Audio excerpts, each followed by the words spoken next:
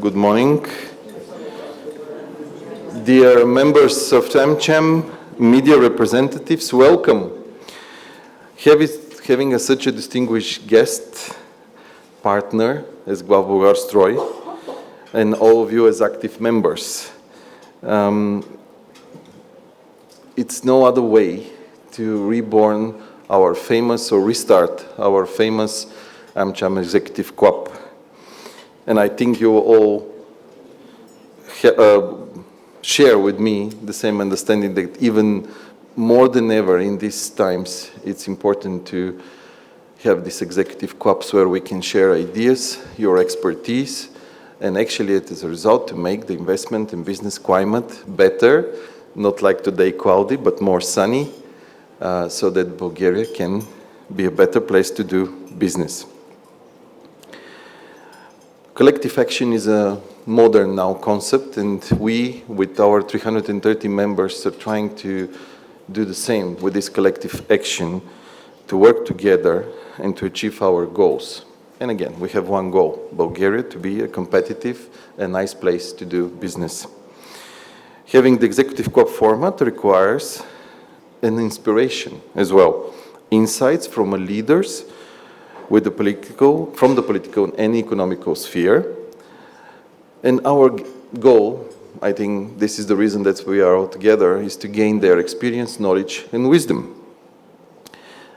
Before moving to the real part, I will try to be short, I would like to thank Glavbolgarstroy for their partnership, making this event possible. My personal thanks to Mr. Pashov and his team, who together with the team with AmCham worked actively, and that's why we are getting together today. And I would like also to thank all of you who are attending the event today. I know May is very challenging in terms of holidays, the business agenda, so thank you for taking time to be with us here. So, not to waste much time on my speeches, I would like to invite Mr. Kalim Pashov for his welcoming words. Thank you.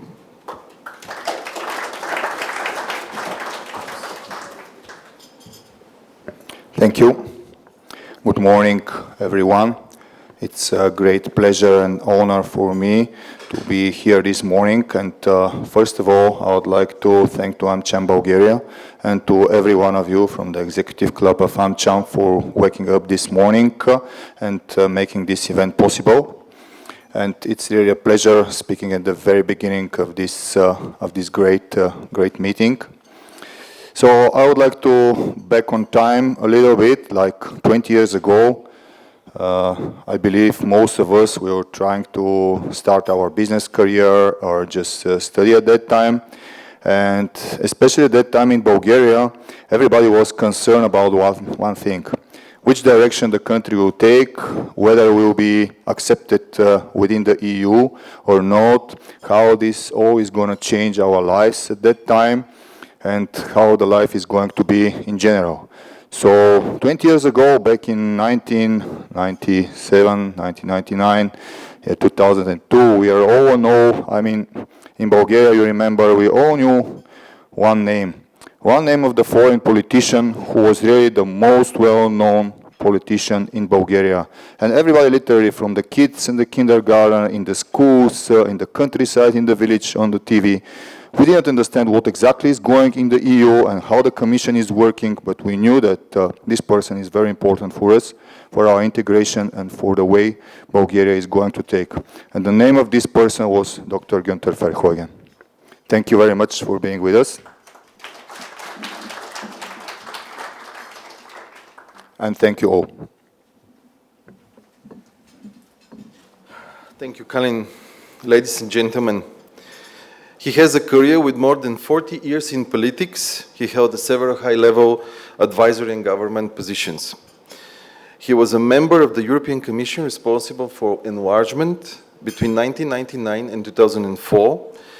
We all, as Bulgarians, as I mentioned this morning, we are friends here, remember his instrumental role in the EU enlargement and Bulgarian accession in EU at that time. In the second term between 2004 and 2010, he served as a vice president in the charge in charge of enterprise industry, and then was European Chairperson for Transatlantic Economic Council. His national political career includes 16 years as a member of the German Bundestag, where he had many roles and responsibilities. He is an editor and author of several books, essays, and articles. And of course, he's a co-founder of the think tank, the European Experience Company GmbH in Potsdam. So, ladies and gentlemen, please, for your warmest welcome to Mr. Guenter Verheugen. Good morning, ladies and gentlemen. It's really a pleasure and an honor for me to be invited to meet you this morning. And it was already mentioned that I was the European chairman of the Transatlantic Economic Council, but perhaps not everybody knows what that was because it's already history. It was established on initiative by Chancellor Merkel and President Bush, and the idea was to have a permanent political and economic dialogue at the highest political level between the European Union and the United States. Today, I have to say it was a missed opportunity. The idea was great. It was not just about regulatory harmonization, which is an important issue, but we should not overestimate it. It was about strategy. So I give you some examples what we have discussed. So we have discussed how shall we deal with China? 16 years ago, yeah? How shall we deal with China? What are we doing against violation of intellectual property rights worldwide? What are we going to do against fake goods? And what are we going to do to stabilize the world economic system? How do we together defend free trade and fair competition at a global level? And if we ask the question, why did it fail? I have two reasons. I can find two reasons. The first reason is that the Obama administration, when it came into office 2009, saw the Transatlantic Economic Council as a relic of the Bush era and was not really interested. It took me more than 6 months to get contact to the chief economic advisor of President Obama, and it took me 10 months to organize a meeting. And then my term was over. Commission was no longer interested. The Americans were no longer interested. So it simply disappeared. We had some results, but just for the history book, for the record, I would like to tell you why we didn't find a solution for the problem of different rule setting in the United States and in the EU. We agreed that we would begin with the most contentious issues. Dangerous approach, I know. But nevertheless, we tried. And our American friends told us, for them, the most important issue, and believe me, I'm telling the truth, the most important issue was chicken meat. Chicken. Perhaps you know that we have in the European Union a ban for American poultry since decades. And when I checked the whole thing, I found that the American position was by far more convincing than the European position. The European position was that American chicken meat is not healthy because it's sprayed with chlorine at the slaughterhouse. We do it in a much more dangerous way with antibiotics. I could convince the Commission to change the regulation, so to lift the ban. 1 week later, 25 ministers for agriculture met in Brussels, and 24 of them decided that will never happen. Protectionism at its best. When when the Transatlantic Economic Council failed, then we started in Brussels, or they started in Brussels, business as usual. So there was always dialogue, economic dialogue between the Commission and the American administration. But it was a dialogue mainly between high officials. And sometimes they found common ground, but more often they didn't. And now what we have now as a successor, there's more of the same. It's 10 working groups and always high officials, and they like it to jet over the Atlantic, from west to Europe and back. It's wonderful. A lot of earnings for the airlines, but the result is very poor. But I have to say, the principle, the whole idea behind it, that we, the Europeans, and you, the Americans, have to stand together in order to meet the challenges, the political and economic challenges of the world of tomorrow, is more true than ever, And I see with a lot of concern that the mood, both sides of the Atlantic, is changing a little bit, and that this clear view that if we stand together, we are strong enough to deal with all the global crises and all the global problems which we have, but only if we stand together. I come back to that in a moment when I describe the political and economic framework conditions. But before I do that, because you are a business organization, I cannot spare you some facts and figures about the state of play, transatlantic relations, and I promise you, I will not bore you with statistics or things like that. But but now it has to be. I have a problem with my glasses here. I think it's better without. Ladies and gentlemen, the European Union and the United States have the largest bilateral trade and investment relationship and enjoy the most integrated economic relationship in the world.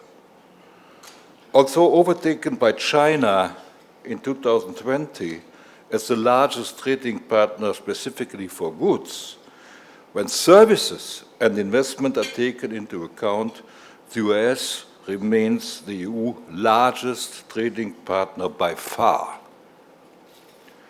The transatlantic relationship is a key artery of the world economy.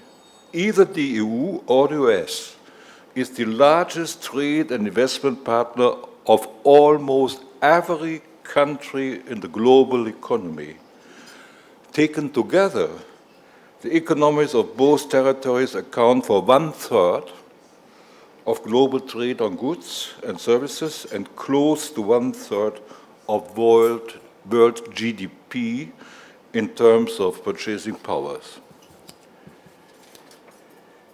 Bilateral trade and investment support millions of jobs in the European Union and the US. Around 9.4 million people are directly employed. As many as 16 million jobs on both sides of the Atlantic are supported. The US trade and investment relationship remains strong despite the economic challenges related to the COVID-19 pandemic.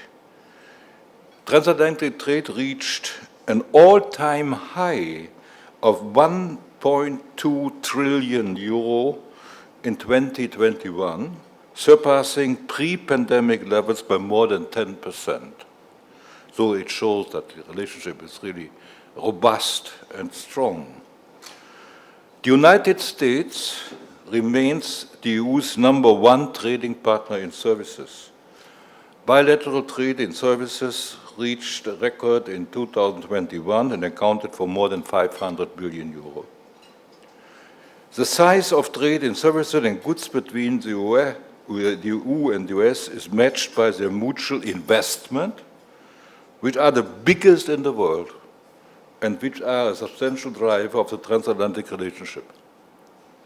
Total US investment in the European Union is 4 times higher than in the Asia-Pacific region. I think this is important to know and to keep that in mind. But there's a concern on the European side that America might be more interested in the Asia-Pacific region. Well, nothing against strong interest there, but the facts show clearly that Europe remains the economic partner number 1. And EU foreign direct investment in the United States is around, you might be surprised, it's around 10 times the amount of EU investment in India and China. So I sometimes wonder, public opinion in my own country, in Germany and in some other countries, that we have too much economic relations with China and that we are too much dependent now on trade with China, but the figures speak a different language. And it's very important to keep that in mind. Total investment includes foreign direct investment, where the EU and US are each other's biggest sources. And another really fascinating figure, in 2020, the EU registered 2.1 trillion in outward stock. So that means that the European Union and the United States have a great potential, which is certainly not fully exploited. I have told you something about the Transatlantic Economic Council and why it failed. Now the successor organizations, the EU-US Trade and Technology Council is working, but I have already said I have my doubts whether it can produce results. On the other side, we should not overestimate the problems which we have.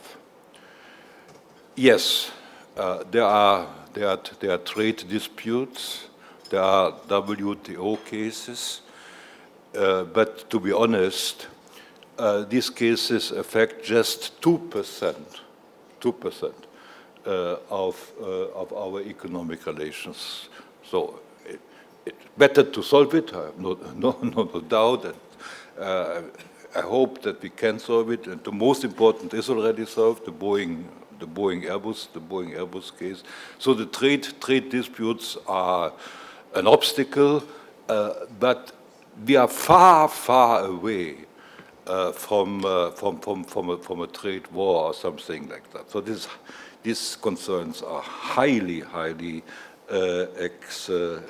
exaggerated. I spare you the details of the discussions which are conducted between the EU and the US right now, and would like to turn to the political and strategic side of the issue. I have already said, EU-US are the strongest economic bloc in the world. And if you look at the political side, the NATO is the strongest military alliance in the world.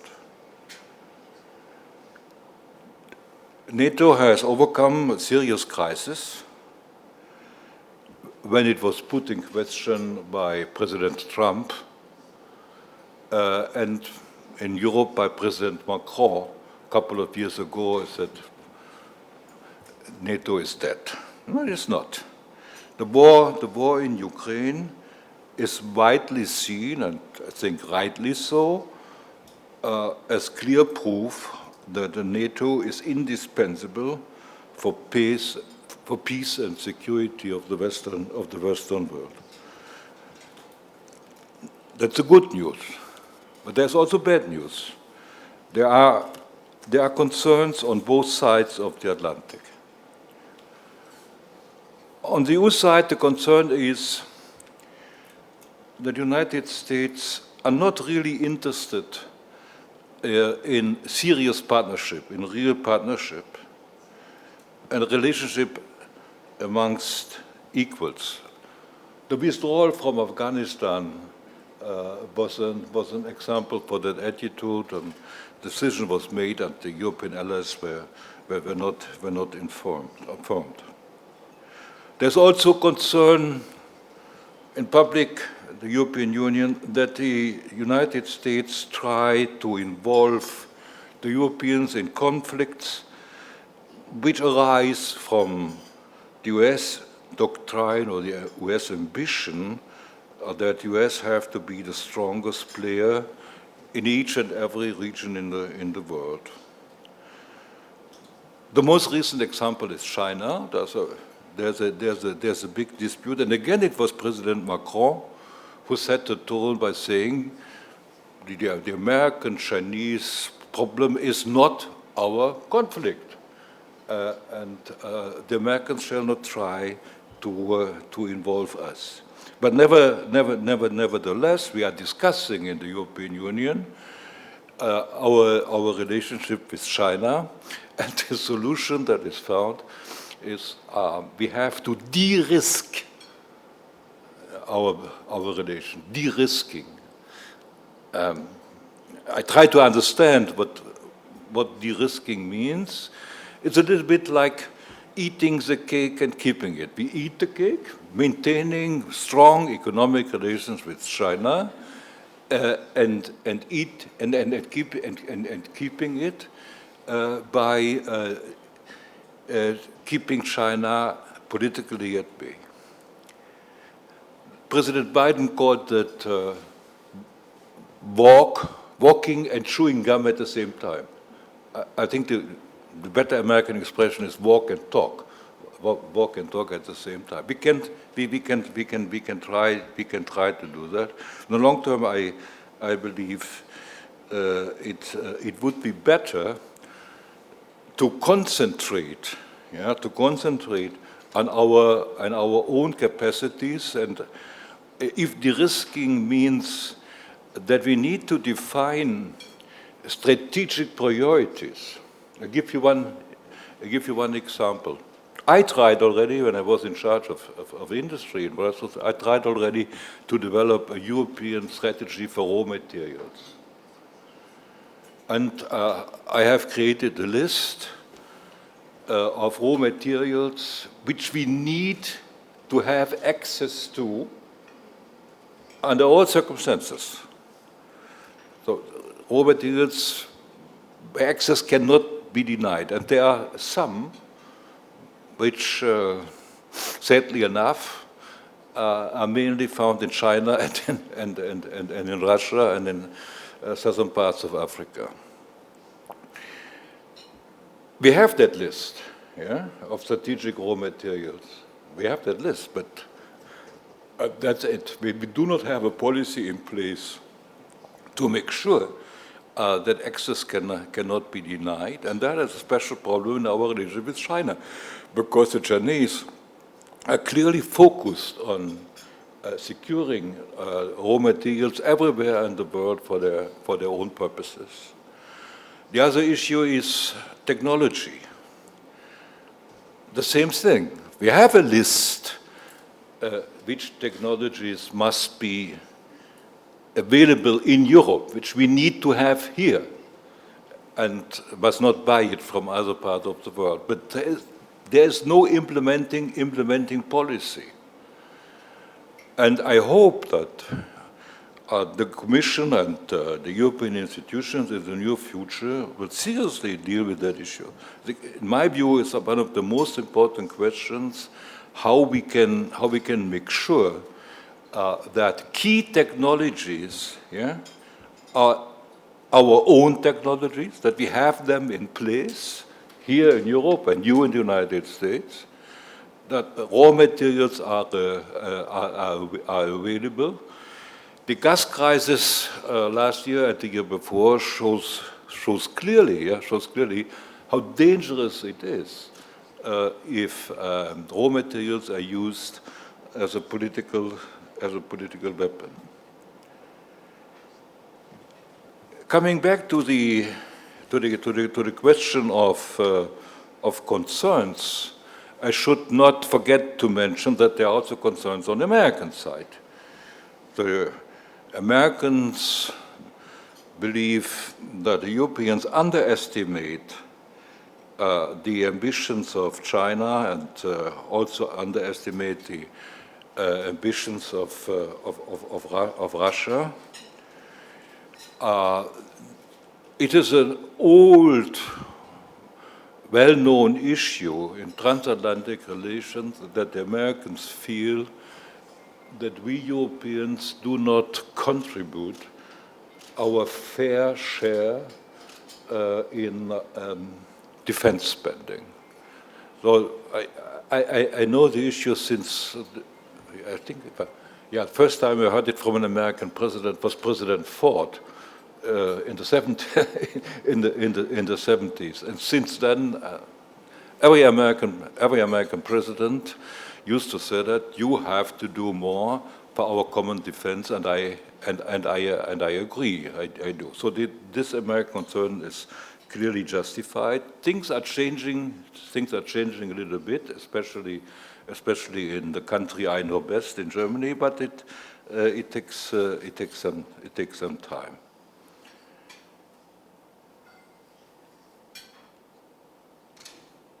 And on top of that, there is something that I'm a little bit hesitant to mention. It exists on both sides of the Atlantic. A question, in which direction is the United States moving? That is a question of the cultural and societal situation in the US, which it's difficult to understand for, I have to say that, difficult to understand for an European. But what we can see from here is that polarization is growing, that conflicts are very sharp, and you can have the feeling as an observer that even if the president tries, and I think President Biden tries to do that, he cannot reconcile the different camps in the United States. And the elephant in the room, it's obvious, the elephant in the room is the question, can Trump win the next election? I will not speculate here on that. But the fact that the question exists is already telling enough.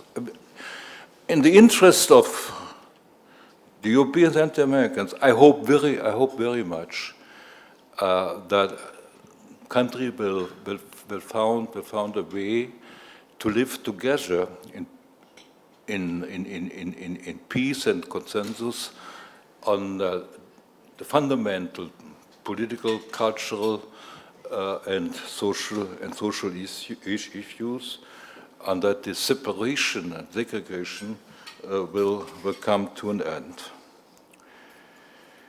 So many things on the plate, as you can see, and because I do not want to forget it, we should also be aware that the global trends are not in our favor. So we should know that it's not such an immediate risk for today, but it will be a risk in the years to come. Look at the demography. We are already a minority of the world. By 2050, the birth rate, the population growth in Asia, Latin America, and Africa much, much bigger than ours. We will be a relatively small minority by 2050, and this population growth will create a lot of serious, or has already created, a lot of serious global challenges. Another trend is just, I can smell it, yeah? I'm not 100% sure that I'm right, but I think I can smell it. The other trend is that many leading countries of the South, well, not North America, not Europe, are changing their mind and they say, we do no longer accept the ideological and political and economic dominance of the Western world. Stop teaching us. Don't tell us how we have to behave. We have our own way. We see that clearly in the Arab world. It's a fascinating development there. The rapprochement between the Saudis and Iran, the fact that Syria is back in the Arab League and welcome there. So finish with regime change in Syria. You can forget that. And we see that important countries of the South do not share our view when it comes to the war in Ukraine. So we are saying this is what concerns everybody because it is about freedom, democracy, territorial integrity. But we do not find much support in the rest of the world. South Africans, Mexicans, Brazilians, and others, Chinese and Indians, they say it's not our war. That's your war, and that's the reason why it's sanctions against Russia of limited value and do not achieve what they were supposed to achieve. So we have new configurations around us. The two examples which have to do with our own attitude and our own activities. And I try to present that in a neutral way, not making a judgment. But I ask you to ask yourself the question: how did it come that we are now faced with a Russian-Chinese bloc? Yeah? Russian-Chinese alliance is in the making, and if you combine the economic power of China and the nuclear arsenal of Russia, you have a really frightening scenario. A little bit closer to us, concerning a neighbor of Bulgaria, we have another fascinating development, that is the rapprochement between Turkey and Russia. It's, in my view, underestimated in the European Union, the meaning of it.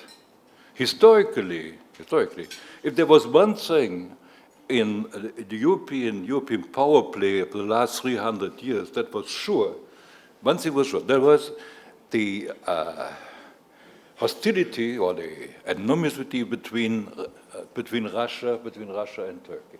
That this is changing is really a very, very important development that we should watch very, very carefully.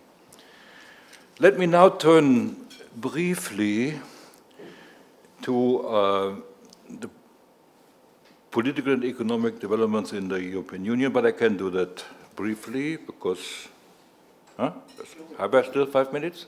Shall we continue? Sorry? Shall we continue with the discussion? Yeah, give me 5 minutes. Yeah, okay. because that is an important thing for me. You should know that the European integration is not put into question. Yes, we have problems. There is no doubt. The dynamism of European integration is coming to a stop. Widening, deepening in the sense of new treaties far, far away is not going to happen. Widening, I come to that, is extremely difficult. We have a leadership problem. Who is leading the European Union? Because Germany and France are no longer the engine of European integration. We have a cohesion problem. Disparities between member states are growing and bigger and bigger. And we have a strategic problem. We simply do not know in which direction we shall go. What are we going to do with all the European countries which are not yet members of the EU? Enlargement is not high on the agenda. You will not be surprised hearing me saying that I'm a strong believer in enlargement policy as the best instrument we have available to create peace and security and stability, and at the same time welfare and a good economic development. Look in your neighborhood, the Western Balkan countries. They have a promise that they can become members since 1999. I was present when that was done. 1999. Progress is slow. And in my view, one of the reasons is that the incentives are not strong enough, and that countries in the region do not have the feeling that their accession is high on the agenda. If the Commission really wants to integrate these countries, the Commission can do a lot to facilitate and to accelerate the process. I really call upon the Commission to learn from own experiences and to give these countries a credible and trustworthy perspective. You know the region better than I do, though I can stop here with the question, is Serbia, for instance, still waiting for membership, or have they already given up? I do not know. And finally, when it comes to the pan-European idea, that's for the time being finished. And I do not see the reappearance of pan-European structures for a very long time. I was a strong supporter of the idea of a Europe-wide security architecture and a Europe-wide economic area ranging from Lisbon to Vladivostok. You can forget it. I do not know whether it was ever a realistic option, but it was not unreasonable. So there is no pan-European perspective. We will not have pan-European structures of coordination and cooperation for the time to come. So we need to answer the question, what are we going to do with all these countries which do not belong? And the most important case is Turkey. And that should be my last remark here. I wish to mention Turkey because it's your neighbor. And we have an important election next Sunday. In my view, the outcome is relatively clear. I have not much hope that we will see a change. But even then, even if that change would happen in Turkey, I'm not sure that a revival of the accession process for Turkey would be possible. Resistance in some EU member states, especially in Germany, in France, the Netherlands, and Austria, is very fundamental. And it is not a question who is just the president of the country. That simply, they are afraid that too many Muslims will come and influence our society. So I have not much hope that process with Turkey can be reinvented. Again, for the history book, I want to tell you that between 2002 and 2005, when I was in charge of enlargement with Turkey, Turkey was by far the most reform-minded country in Europe. So the Turks, I have no doubt that the Turks are able to deliver if the framework conditions are right, but I have doubts whether they are longer interested. The most important currency in international relations, ladies and gentlemen, the most important currency is trust. Trust and trustworthiness. And it's extremely difficult to win it back, trust and trustworthiness, if it is lost. And we should be careful that between us, the Europeans and the Americans, trust and trustworthiness will remain. Thank you very much for your listening.